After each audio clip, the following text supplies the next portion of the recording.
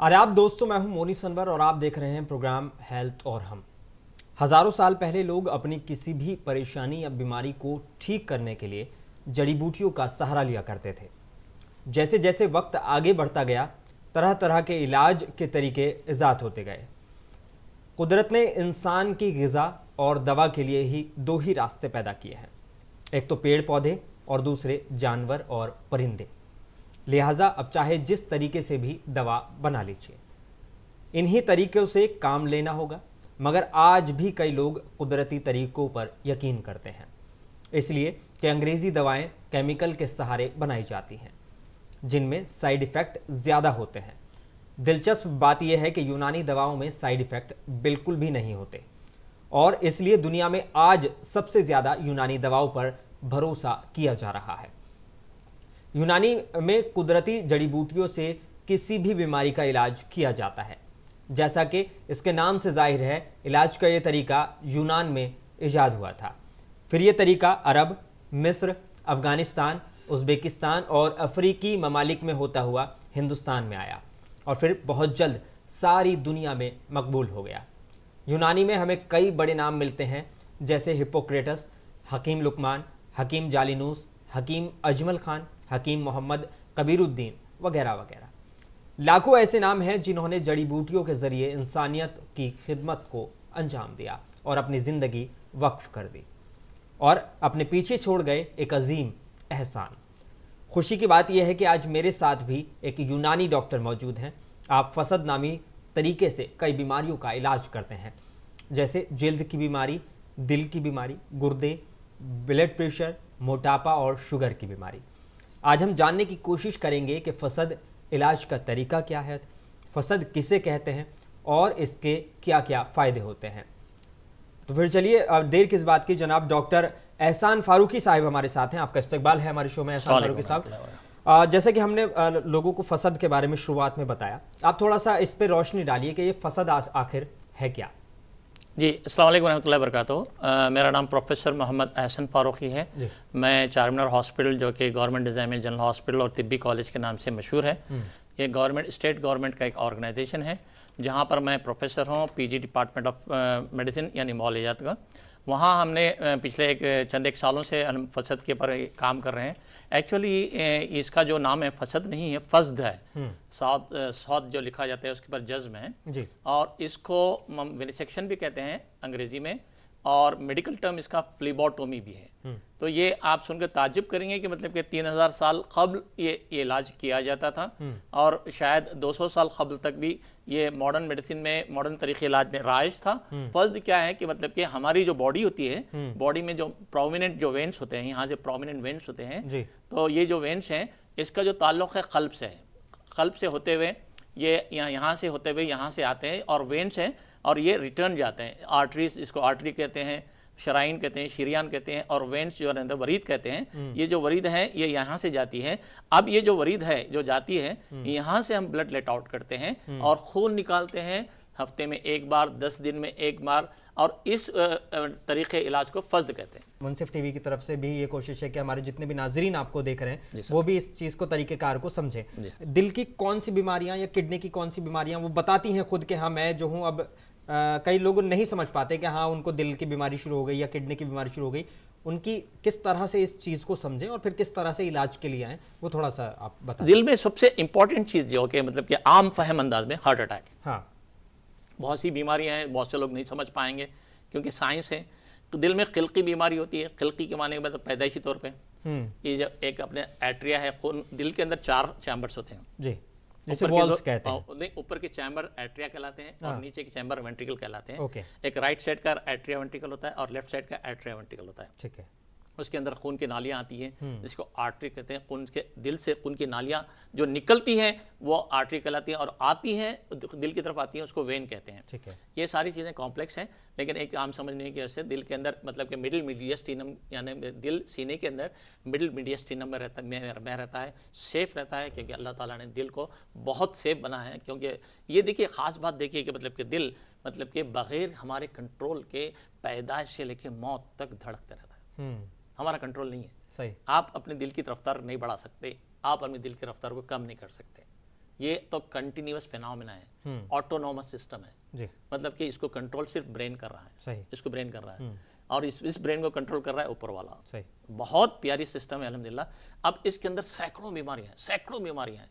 आप सुनकर तो ताज्जुब करेंगे मतलब कि दिल के अंदर पेरिकार्डियम होता है तो पेरिकार्डाइटिस होता है, मायोकार्डियम होता है मायोकार्डाइटिस होता है, मायोकार्डियल इन्फॉक्शन होता है, एंडोकार्डियम होता है तो एंडोकार्डाइटिस होता है, इन्फ्लेमेशन होता है, इन्फ्लेमेशन की वजह से बुखार रहता है, उसके अंदर दिल के अंदर स्वेलिंग आ जाती है, सूजन आ जाती है। दिल के अंदर एक ख़ास बात है और वो ख़ास बात क्या है कि मतलब कि दिमाग के अंदर ट्यूमर्स रहेंगे, हर जगह ट्यूमर्स रहेंगे, हर जगह कैंसर हो सकता है, लेकिन अल्लाह ताला ने दिल को अलग से रख दिया उसको, क्योंकि दिल एक ही है, किडनी 2 हैं, ब्रेन में 2 पार्ट हैं, आंखें 2 हैं, कान 2 हैं, हर चीज़ अल्लाह ताला ने 2 रखी है, लेकिन दिल एक ही है। इसको तो पर करना ही है, अगर आपको ज़िंदा रहने का है तो इसको तो काम करना ही है। लेकिन हम दिल के साथ हमने दिल लगी कर ली है और नाइंसाफ़ी भी कर रहे हैं। बहुत नाइंसाफ़ी कर ली है। और सबसे बड़ी नाइंसाफ़ी ये है कि हम सी फूड के शौकीन हो गए। सी फूड के माने आप जो समझ रहे हैं SEA मतलब समंदरी फूड समझ रहे हैं, लेकिन मैं जो कह रहा हूँ SEE SEE के माने जो दिखा वो खा लिया, देखने वाला जो दिखा बिल्कुल वो खा लिया। अब हम खाने के इतने शौकीन हुए, पर्टिकुलर हैदराबादी लोग, कि रात के 24 घंटे हमारे पास होटल्स में खाना मिलता है। अब वो जो खाना खा रहे हैं, मंदी खा रहे हैं, चिकन खा रहे हैं, आइसक्रीम खा रहे हैं, सारी चीज़ें क्या है मालूम कि कोलेस्ट्रॉल पैदा करेगी और जिसकी वजह से आर्टेरियल डिसीज़ होगी। और आर्टरी क्या है मालूम कि खून की जो आर्टरी है, मेजर आर्टरी है, कॉरोनरी आर्टरी कहलाती है, उसके अंदर खून में चिकनाई पैदा हो जाती है, जिसकी वजह से आपने सुना होगा double vessel disease, triple vessel disease.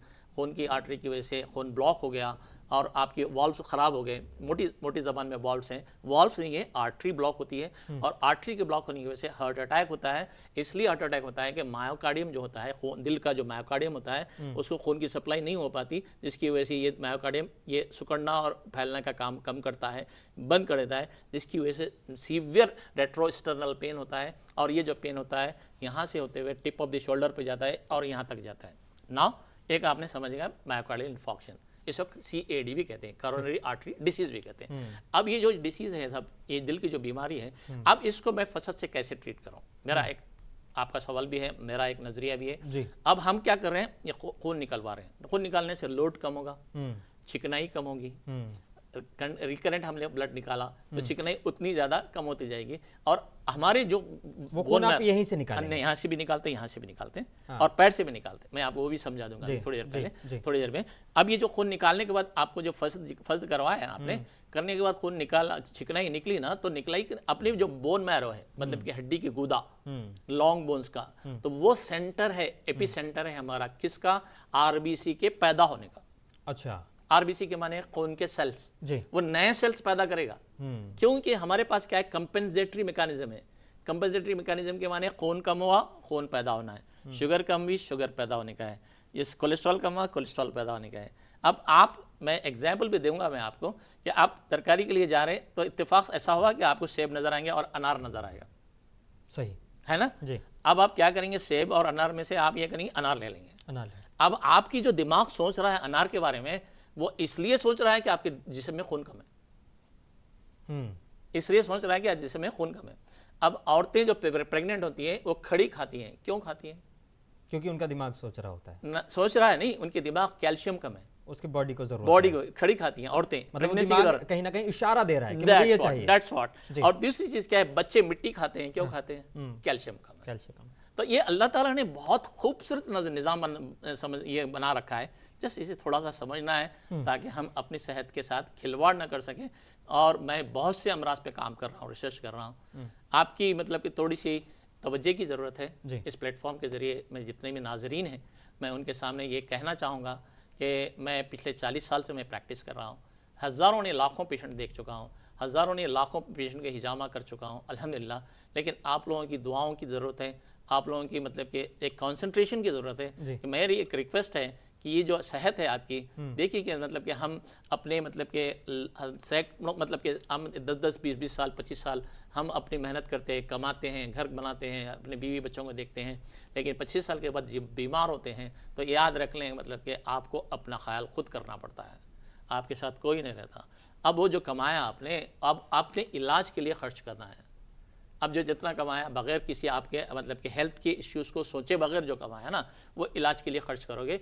और आप सुन रहे हैं कि मतलब कि जितने बड़े बड़े कॉरपोरेट हॉस्पिटल हैं, अभी बात निकली थी कि हज़ारों सैकड़ों लाखों रुपए खर्च हो रहे हैं कॉरपोरेट हॉस्पिटल्स में, लेकिन शाफी इलाज नहीं, मुश्किल है।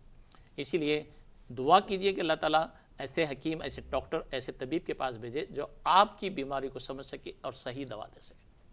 आपने हिजामे का जिक्र किया, हिजामा और फस्द में क्या फ़र्क है? जी सर, हिजामा के अंदर क्या है, अल्हम्दुलिल्लाह आपके तवज्जो से मैं ये भी बात कहना चाहूँगा कि हिंदुस्तान भर में मैंने हिजामा को प्रमोट किया। I am the person behind it. और आप यकीन नहीं करेंगे, मोर देन 80,000 मेरे स्टूडेंट्स हैं अक्रॉस द वर्ल्ड, और मोर देन 90 लाख फॉलोअर्स हैं, जो कि मतलब कि आप अब एक आसान सा छोटा सा डॉक्टर फारूकी ऑब्लिक हिजामा मारिए यूट्यूब के ऊपर, आपको मेरे वीडियोस मिलेंगे, क्योंकि अब बहुत से अतिबा और डॉक्टर्स भी देख रहे हैं, ये प्रोग्राम देख रहे हैं, आप उसमें देख सकते हैं। मतलब कि हिजामा क्या है कि आप सर्वाइकल अगर स्पॉन्डिलोसिस लेते हैं जी, सर्वाइकल स्पॉन्डिलोसिस लेते हैं, गर्दन में आपको स्पॉन्डिलोसिस हो गया, उसकी वजह से चक्कर आ रही, ऐसे करने से आ रही, ऐसे करने से चक्कर आ रही, आपने एक्सरे करवा लिया, गैप कम हो गया, नैरो हो गए, बोन चिपक गए, आपने हिजामा करवाया। अब सर्वाइकल स्पॉन्डिलोसिस के लिए यहाँ पर हिजामा करोगे, अब यहाँ करोगे तो फ़ायदा नहीं होगा। तो इसका मतलब क्या हुआ कि हिजामा के लोकल पॉइंट्स हैं, और ये है जनरल। जनरल के माने क्या है, अगर आपने यहाँ से निकाला तो लंग्स के लिए काम करेगा, दिमाग के लिए काम करेगा, गर्दन के लिए काम करेगा, हाथ के लिए काम करेगा, फेफड़ों के लिए काम करेगा, बोन के लिए काम करेगा, ये वाला, ठीक है। और ये हेड, नेक एंड चेस्ट के लिए काम करेगा पूरा। और पैर से जो करेगा एब्डोमेन, लेग्स एंड नीचे तक काम करेगा। आपने वेरिकोस वेन के बारे में सुना? नहीं। वेरिकोस वेन के माने मर्ज दवाली, दवाली, दाल वाव अलीफ लाम ई, दवाली। दवाली के माने क्या है, पैर में कांस्टेंट खड़े रहते हैं लोग, टीचर्स हैं, वॉचमैन हैं, सेल्समैन हैं, कांस्टेंट खड़े रहते, वेट बढ़ गया, पेट निकल गया, वजन का प्रेशर पड़ेगा, वेन के ऊपर पड़ेगा। आप सुनकर ताज्जुब करेंगे कि जो पैर के जो काफ मसल्स होते हैं, काफ के पैर के जो मसल्स होते हैं, काफ मसल्स कहलाते हैं। इसको सेकंड हार्ट भी कहते हैं। सेकंड हैंड इसके माने क्या है, मतलब कि ये दूसरे कल्ब के जैसा काम करता है, रिवर्स फ्लो भेजता है, किसके ऊपर, दिल के पास भेजता है। जैसे कि मैंने अभी कहा, दिल जो खून नीचे तक पहुंचा रहा है वो इसको प्रेशर करके ऊपर पहुंचा रहा है, तो उसको काफ मसल्स का काम है। अभी वही काफ मसल्स में जो वेन फैले हुए हैं, ये वेन ऐसी होना चाहिए, ऐसी होना चाहिए, वेन ऐसी हो जाती, हाँ बिल्कुल ऐसी हो जाती। उसकी वजह से अभी एक बहुत ही हैदराबाद की मशहूर शख्सियत का भी मैं घर पर देख कर आ रहा हूँ, अभी आधा पौन घंटा पहले, उनके पैरों में वेरिकोस वेन्स हो गए। ठीक है, तो मैंने उनको कहा कि आपको आराम करने की ज़रूरत है, आपको फसद करवाने की ज़रूरत है, फस्द। बिल्कुल। अब ये कॉमन वर्ड में फसद बोलते हैं ना, फस्द है, बोलने में डिफ़िकल्टी होती है, इसलिए मैं फस्द और फसद बोल रहा हूँ बार बार, तो फस्द करवाने की ज़रूरत है। तो अब ये जो वेरिकोस वेन्स है ना, उसका बेहतरीन इलाज फस्द है। और मैं अल्हम्दुलिल्लाह डॉक्टर, एलोपैथिक डॉक्टर्स के सामने मैंने फर्ज करके बताया मैंने उनको, और उनको मैंने अल्हम्दुलिल्लाह, मैं थोड़ा सा इंटरेस्टिंग मोड में बात करने की कोशिश करता हूँ। मैंने उनको चैलेंज भी किया है कि मतलब आप एक काम सर्जरी से कर लें, मैं अपना फर्ज से करता हूँ, 2 केसेस अपन रिप्रेजेंट करेंगे, मीडिया के सामने करेंगे, इंशाल्लाह किससे फ़ायदा होता है पेशेंट को देख लेंगे इंशाल्लाह। तो अल्हम्दुलिल्लाह मतलब कि जो रोगों के डॉक्टर्स होते हैं, वेन्स के डॉक्टर होते हैं, आर्टरी के होते हैं, अल्हम्दुलिल्लाह उनके सामने मैं 1-2 नहीं 10 मरतबा मैं प्रेजेंट कर चुका हूँ। और अल्हम्दुलिल्लाह आपकी तवज्जो से अल्हम्दुलिल्लाह अभी तक हमने 1,24,000 केसेस हमने हिजामा फजद कर चुके हैं, और 5 लाख से ज़्यादा हम लोग अल्हम्दुलिल्लाह हिजामा भी कर चुके हैं अल्हम्दुलिल्लाह। और ये हिजामा का हमारा 17 साल का सफ़र है, जो कि अभी तक जारी है, और फर्द हम पिछले 6-7 साल से कर रहे हैं।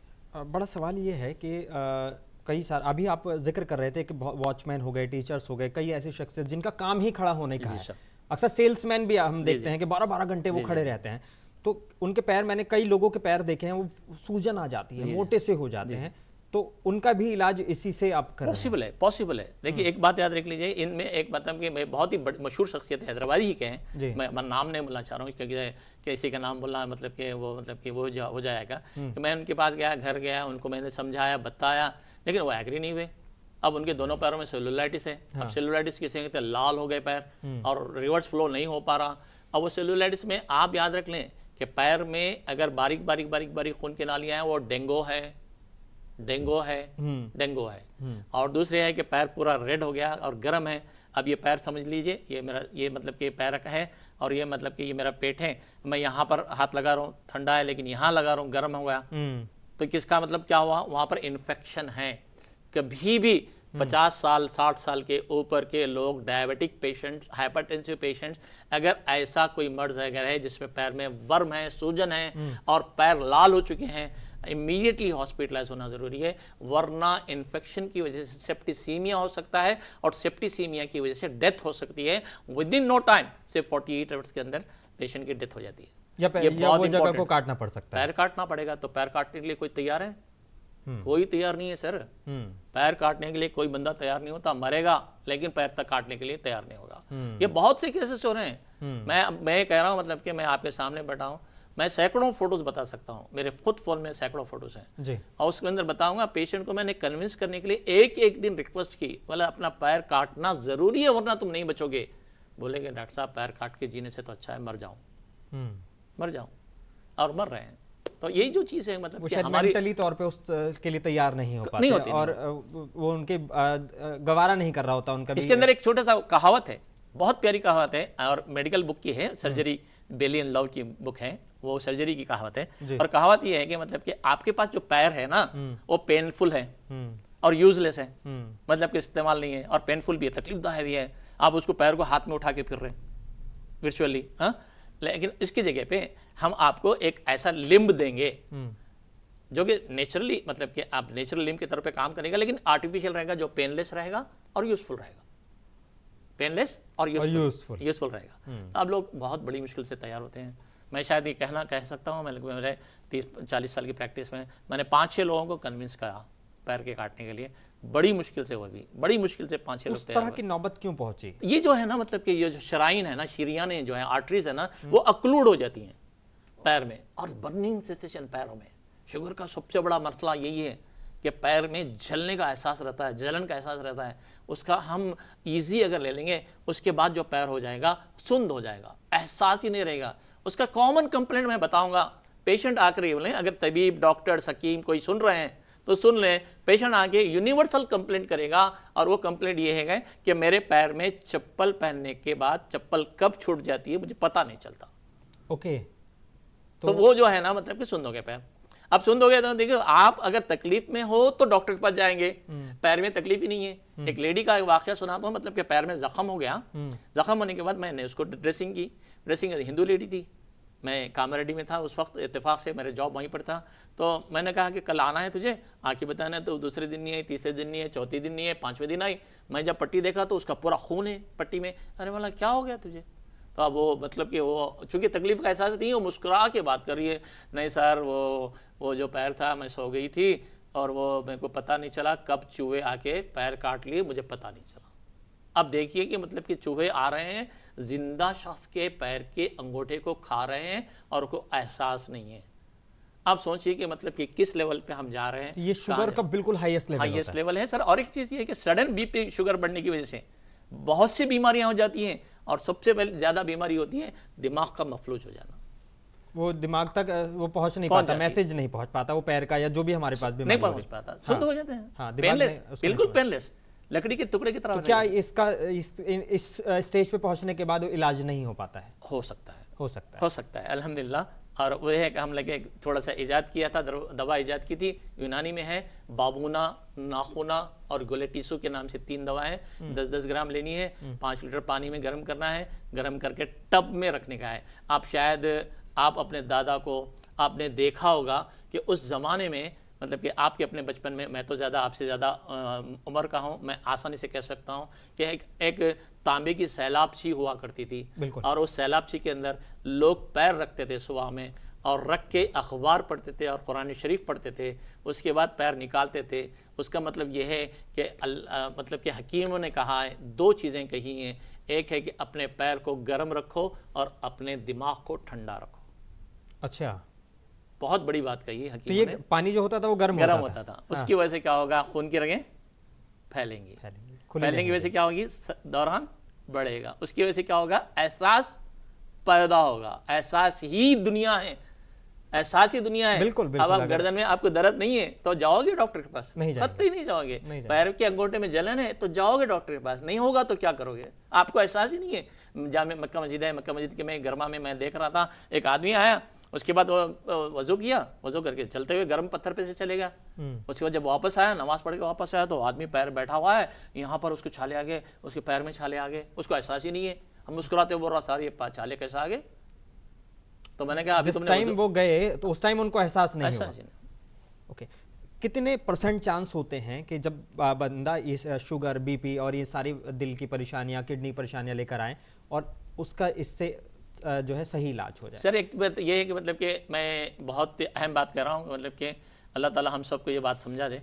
जिस तरीके से सेहत अल्लाह की तरफ से है, बीमारी भी अल्लाह की तरफ से है, लेकिन वेरी अनफॉर्चुनेटली, बहुत ही अनफॉर्चुनेटली हम अल्लाह से रुजू नहीं होते और हम हकीमों, डॉक्टरों, institute, hospital, corporate hospital, investigation, मैं देख रहा हूँ कि मतलब कि घर से बाहर टोली चौकी में मेरा घर है, अब 4 मिनट हॉस्पिटल तक आता हूँ, डेली 12-13 किलोमीटर चलता हूँ, कम से कम 10-12 लोग ऐसे मिलते हैं, बड़े बड़े फाइल्स हैं, अपने बच्चों को बिठा के, अपनी बीवी को बिठा के गाड़ी चला लेते जाते हैं और अक्सर बेशतर को बीमारी का पता नहीं है, अक्सर बेशतर को इलाज का पता नहीं है।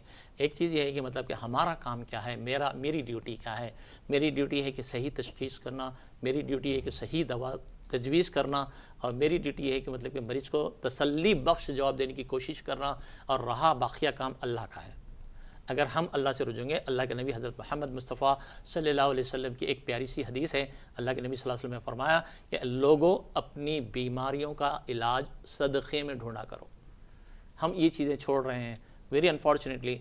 मुझे मतलब कि मैं साइंस से दीन की तरफ जा रहा हूँ, लेकिन दीन मेरा मुक़द्दम है, मैं पहले मुसलमान हूँ और उसी के बाद डॉक्टर हूँ, हकीम हूँ, तबीब हूँ। लेकिन हम अगर एक मतलब कि ऊंची चीज़ को छोड़ देंगे और ज़ेली चीज़ को अपना लेंगे तो सवाल ही नहीं है आपको शिफा मिलने का, और सिर्फ अल्लाह की ज़ात से रखो और अल्लाह से दुआ ये कीजिए कि सही तबीब और सही हकीम के पास मुझे भेजो और वहीं से मुझे इंशाअल्लाह शिफा मिलेंगी।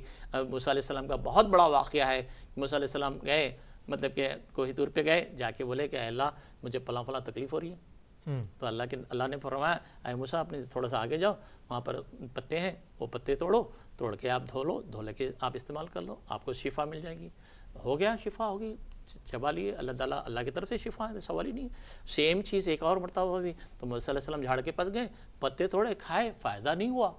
तो अल्लाह से मूसा कलीमुल्लाह मतलब कि अल्लाह ताला से कलाम करते थे, तो मूसा अलैहिस्सलाम बोले कि अल्लाह ऐसी ही तकलीफ़ मुझे इससे पहले भी हुई थी, लेकिन तो आपने मुझे ये कहा था कि पत्ते चबा लेने के लिए, धो के चबाने के लिए कहा था, आपके हुक्म से मैंने किया तो मुझे फ़ायदा मिला, लेकिन अब की बार नहीं मिला। तो अल्लाह ताला मुस्कुराता है, मुस्कुरा के फरमाता है, मूसा तुमने इससे पहले मुझसे पूछा था,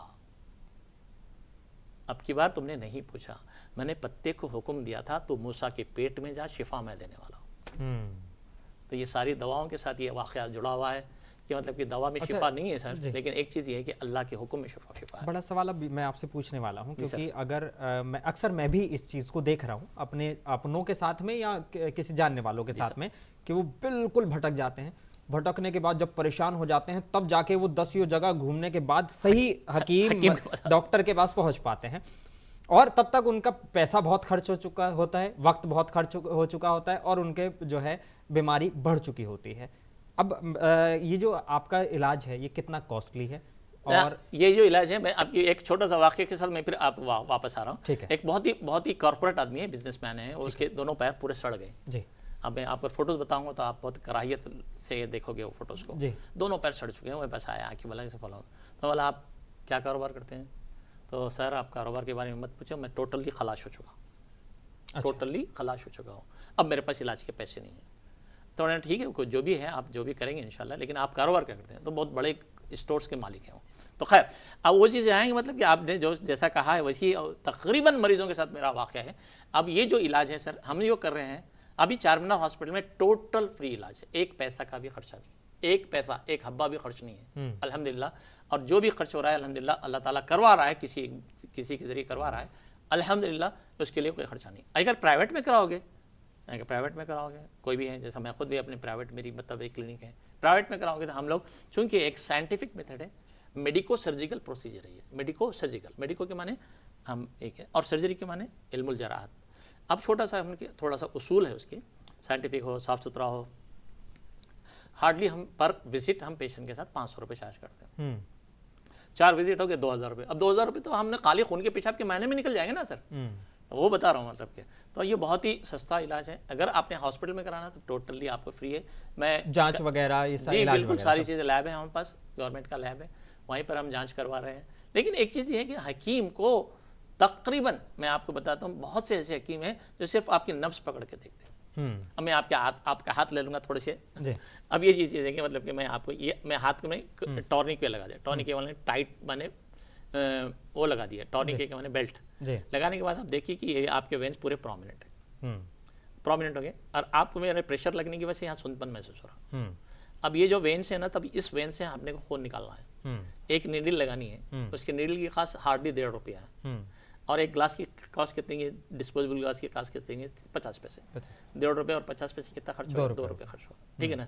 अब इसके अंदर आपको बीपी आपका कम हो गया। अब सोचिए कि मतलब कि इमेजिन कीजिए 2 रुपये के अंदर आपका बीपी कंट्रोल हो रहा है, तो आप इमेजिन कीजिए, मतलब बहुत ज्यादा महंगा नहीं है, आराम से बिल्कुल कोई भी मतलब कि अफोर्ड एक कर चीज़ क्या है, सकता है। आपको जो डॉक्टर है ना, जैसे आप मैं पेन से कोई दवा लिख रहा हूँ जी और लिख के मैं 500 रुपये फीस ले रहा हूँ, तो आप आके पूछेंगे सर ये पेन में कितनी काड़ी इस्तेमाल करते हो, आप 500 रुपये क्यों लेते हो। तो ये जो 500 रुपये फीस जो ली जाती है ना, ये पेन की काड़ी की फीस नहीं ली जाती, ये हमारे इल्म की फीस ली जाती है, जो भी है। सही। अगर मैं ये नहीं कर रहा हूँ कि मतलब कि टोटली हम इतना सस्ता हम पेशेंट के सामने करें, बताएं, लेकिन चूंकि हम एक हम बहुत ही नोबल प्रोफेशन से हैं और नोबल मीडिया के जरिए हम आपके सामने बात कर रहे हैं, तो मैं ये चाहूँगा कि मतलब कि लोगों तक ये बात पहुँच जाए इंशाल्लाह। मेरा आखिरी सवाल आपसे, क्योंकि यूनानी आपने बताया कि बहुत पुराना ये इलाज है, आपको क्यों लगा कि इस इलाज की अब ज़रूरत है? क्योंकि आप बता रहे हैं कि शायद इसमें आप 6 साल से रिसर्च कर रहे हैं, 7 साल से आप इस पर रिसर्च कर रहे हैं। आप ये पुराने तरीके को अब नया करने के लिए आपको क्यों ज़रूरत पड़ी, इस बारे में थोड़ा सा रोशनी डालें। देखिए एक बात यह है कि मतलब कि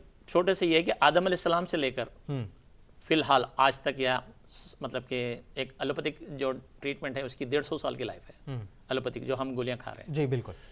150 साल पहले और तक उनके साइड इफेक्ट भी हैं। नहीं है, वो तो है, काफ़ी है। हाँ। अब देखिए ये जो 150 आदम अलैहिस्सलाम से लेकर 150 साल कबल तक दवा कौन सी इस्तेमाल हुई, झाड़ की, यूनानी, झाड़ की, हाँ। झाड़ की माने यूनानी की, ठीक है, पता ना, हाँ। मतलब कि मतलब वो जड़ी बूटी है। बस जड़ी बूटी की मैनुअली बनाते थे, कुटते थे, ये करते थे। हाँ। आज भी जंगलों के अंदर कई ऐसी अक़वाम हैं जिनको मतलब कि हमारी मतलब के शहरी जिंदगी से कोई वास्ता ही नहीं है।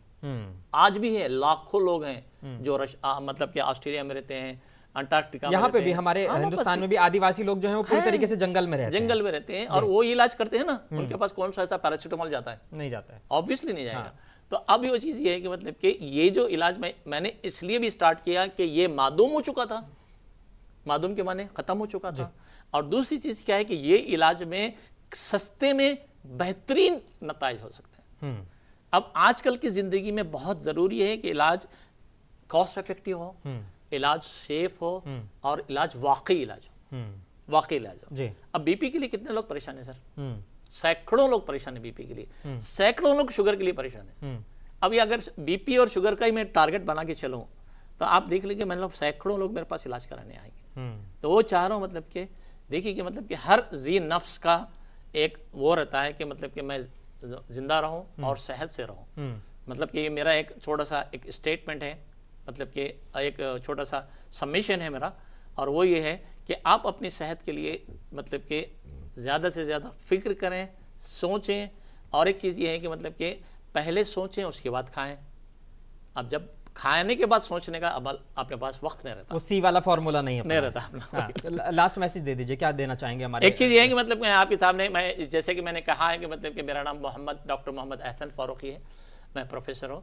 और आपके लिए मैं लास्ट मैसेज ये देना चाह रहा हूँ कि अपने इलाज और मुआलजे के लिए आपने सेफेस्ट मेडिसिन अपनानी है, और वो इसलिए अपनानी है कि आप अपनी ज़िंदगी के जितने भी अयाम बाकी हैं आपके, जब तक सेहतमंद रहें, अपने पैरों पे चलते रहें, अपने दिमाग से सोचते रहें, अपनी आँख से देखते रहें, अपने मुंह से बात करते रहें, अपने कान से सुनते रहें।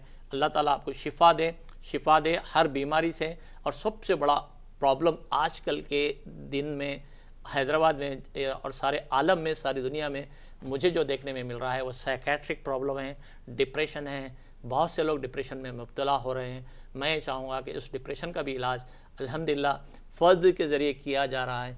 और मैं चाहूँगा कि मतलब कि आप लोग आइए, मैं हफ्ते में ऑलमोस्ट 5 दिन 6 दिन मैं अवेलेबल रहूँगा चारमीनार हॉस्पिटल पे। कोई एक इमरजेंसी, कोई एक मीटिंग की शक्ल की में सूरत में शायद अवेलेबल ना रहूँ, इंशाल्लाह मैं आपसे कांटेक्ट में रहूँगा, आप मुझसे कांटेक्ट में करें। मैं टेलीफोन नंबर, अगर आप इजाज़त देते हैं तो मैं अपना टेलीफोन नंबर भी दे सकता हूँ, या 9849139356 मेरा नंबर है। और इस नंबर से आप मुझे मतलब कि कॉल कर सकते हैं वर्किंग डे में, वर्किंग टाइम में, चूँकि मतलब कि ज़्यादा मतलब कि ये फसद की वजह से मैं बहुत ज़्यादा मसरूफ़ हो चुका हूँ। तो इसके लिए मतलब कि मैं ये चाहूँगा कि मतलब कि आप लोग हर बीमारी के लिए नहीं है, मतलब कि तकरीबन बीमारी के लिए अल्हम्दुलिल्लाह फस्द एक शाफ़ी इलाज है, बेहतरीन इलाज है। इंशाअल्लाह इन चंद अल्फाज के साथ मैं आपसे विदा होता हूँ। जज़ाकल्लाहु खैर। अस्सलामु अलैकुम रहमतुल्लाहि व बरकातुहू। बहुत शुक्रिया डॉक्टर साहब हमसे बात करने के लिए। और मुझे लगता है कि जितने भी हमारे देखने वाले हैं, दर्शक हैं, नाज़रीन हैं, वो समझ चुके होंगे कि किस तरह से ये फ़स्द का इलाज किया जाता है। फ़स्द आखिर क्या चीज़ है, यूनानी जो इलाज है वो किस तरह से आज भी बहुत ज़्यादा फ़ायदेमंद साबित हो रहा है। और हेल्थ और हम के जो ये मुनसिफ का प्रोग्राम है, इसका मकसद ही असल में ये है कि हम नाजरीन जो हमारे देखने वाले हैं, जो हमारे दर्शक हैं, वो ये समझ सकें कि सही तरीका क्या है, कोई सी भी बीमारी जो हो रही है उसका सही इलाज क्या है, किन लोगों से सही आप मिलेंगे तो आपको सही फ़ायदा हो सकता है। यही मुनसिफ टीवी का भी मकसद है और हमारा भी यही मकसद है। तो फ़स्द के बारे में बेहतरीन जानकारी डॉक्टर साहब ने दी है। अगर जो भी चाहते हैं वो इलाज करा सकते हैं। बहुत आसानी से इलाज अवेलेबल है और बहुत सस्ता इलाज अवेलेबल है। बार बार इधर उधर भागने से बेहतर है कि एक जगह टिककर अच्छा और सस्ता इलाज करा लिया जाए। अपने मेज़बान मोनिस अनवर को दीजिए इजाज़त। आप बने रहिए मुनसिफ टीवी के साथ।